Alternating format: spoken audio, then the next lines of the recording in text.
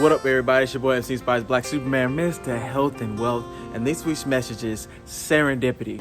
Now, why serendipity? It actually comes from my good brother, Inky Johnson, one of the best motivational speakers out there. He has a podcast called Serendipity. And the reason why I say serendipity is because in the podcast, he mentions that a big misconception about people is when you first meet somebody, you actually assume that's who they've always been their entire life, which is a huge misconception because who they are is based off the decisions and the results of those decisions and the journey and the lifestyle they've lived from the moment they were born all the way up until that age. Like right now, I'm actually going to be 34 in about a week and a half. And if you understood one thing about me, that if you met me at age 13, you would see a quiet, shy, not very talkative. All I did was just play sports and do my homework and watch anime, right? That's all I did. I was not this loud, charismatic, witty person, right? If you met me at 13, then you meet me at 18, right? I'm starting to find myself. Like I graduated from high school, I go to college, I'm on a track team, I joined a fraternity. And when I was in that fraternity, guess what they did?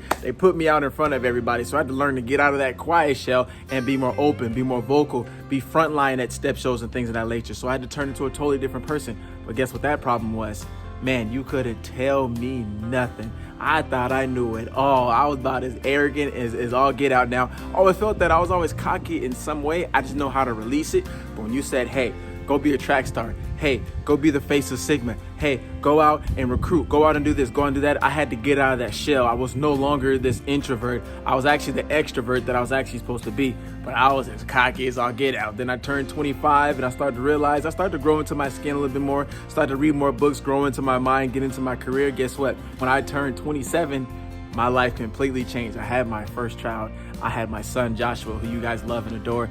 And I had to completely change the way I looked at life, completely change the way I looked at, not only just being a parent, but just being a man. Because now I got somebody that's consistently watching me. And he just turned 7 a couple of days ago. So for 7 years, this man has been watching me grow, has been watching me turn into the person I'm supposed to be. My mindset had to change. My words had to change. The way I speak life into him and speak life into people had to change. The way I walk, the way I talk.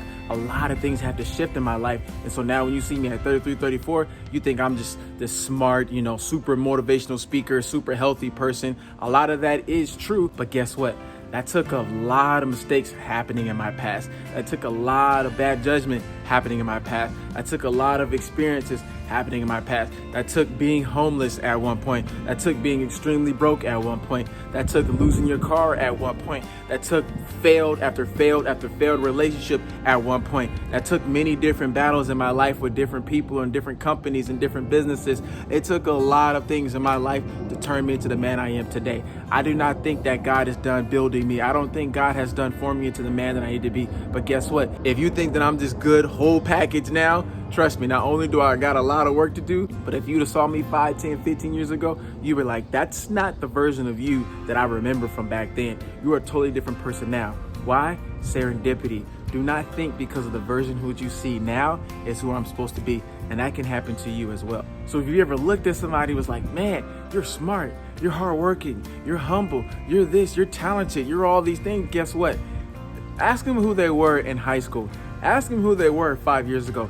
Ask them the type of life that they've been through and the different journeys they've been on. You'll see how they've grown into the person that they've grown into today. And if you haven't experienced a lot of life lessons, trust me, you will. If you haven't experienced a lot of setbacks, guess what? You will. If you haven't experienced a lot of adversity, guess what? You will. And I guarantee you the person that you think is super smart, super talented, super strong-willed, all those things, guess what? They've probably been through the exact same thing that you've been through. And if you actually sit there and talk to them and listen to their journey, they'll probably help you get over your hurdles a lot faster than they learn to get over theirs. So I'm just telling you, when you first look at somebody, don't misconceive who they are now and say that, man, they've never been through anything, or man, they've never faced adversity, or man, they're just a totally super strong, phenomenal person and that they were just born this way. That is completely not true. They went through a lot of the same trials and troubles that you went through. They just found a way to grow and mold from it and get better from it. And the plan is one day that when I write a book, when I speak in front of children again, or I start doing different online seminars, guess what? I can share my journey and my experiences with the younger generation